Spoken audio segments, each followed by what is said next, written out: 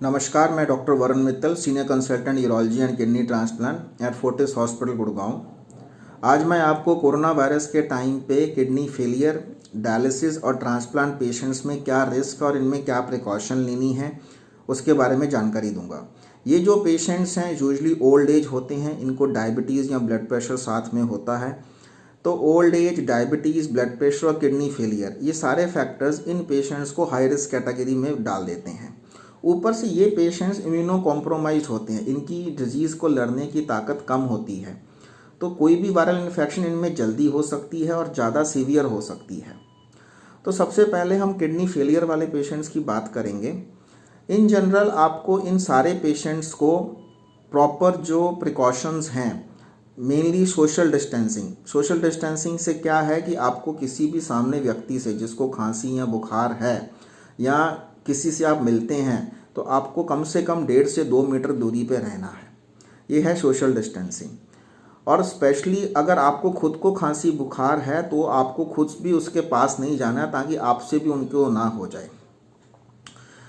Second है hand washing किसी भी चीज़ को टच करने से पहले या टच करने के बाद आपको 20 सेकेंड्स के लिए अपने हैंड्स को अच्छे से वॉश करना है, आगे से पीछे से दोनों तरफ से, सो दैट बिकॉज ये वाया एयर ट्रांसमिट होती है और सेकेंडली कांटेक्ट से होती है। किसी भी सरफेस को, प्लास्टिक सरफेस को, स्टील की सरफेस को, बर्तन को, सबको टच करने से फैलता है। तो आपको हैंड वॉशिंग मस्ट है और स्पेशली एटलीस्ट 20 सेकेंड्स के लिए। सेकेंडली कोई भी हैंड सैनिटाइज़र महंगा वाला यूज़ करने की ज़रूरत नहीं है, आप नॉर्मल सोप वाटर से भी वॉश करेंगे, that is well enough, more than sufficient.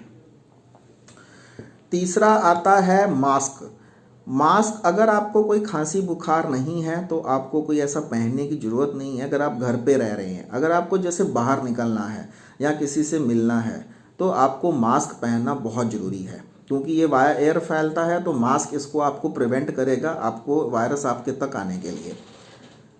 चौथा जो मोस्ट इम्पॉर्टेंट है, आपको घर से बाहर नहीं निकलना है इस समय में। जितना मैक्सिमम पॉसिबल है आप घर पे रहिए।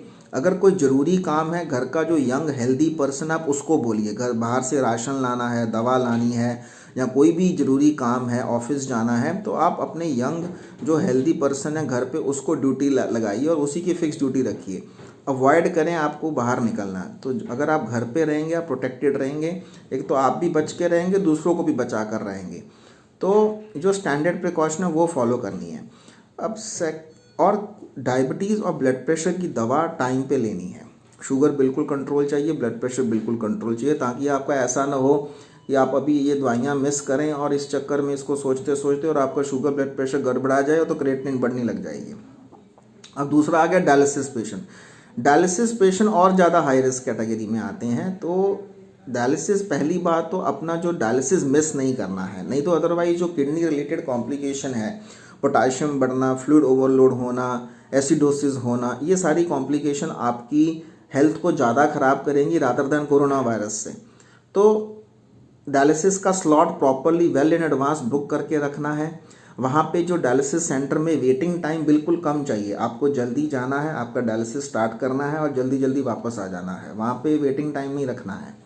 सेकेंडली जो टेक्नीशियन वहाँ पे आपका डायलिसिस दे रहा है उसका ध्यान रखना है कि वो पूरी प्रिकॉशन ले रहा है क्या, हैंड वॉश कर रहा है, मास्क पहन रहा है क्या, कोई कांटेक्ट तो नहीं हो रहा दूसरे पेशेंट के साथ, और जो साइड वाला जो साथ में जिसका डायलिसिस चल रहा है उससे कम 1.5 मीटर से 2 मीटर की दूरी पे बेड आपका रखवाना है।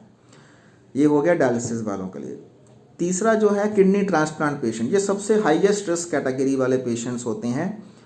तो इनमें क्योंकि तीनों ड्रग चलते हैं, दवाई चलती है, उससे इम्यूनिटी और कम होती है, तो रिस्क ज़्यादा है।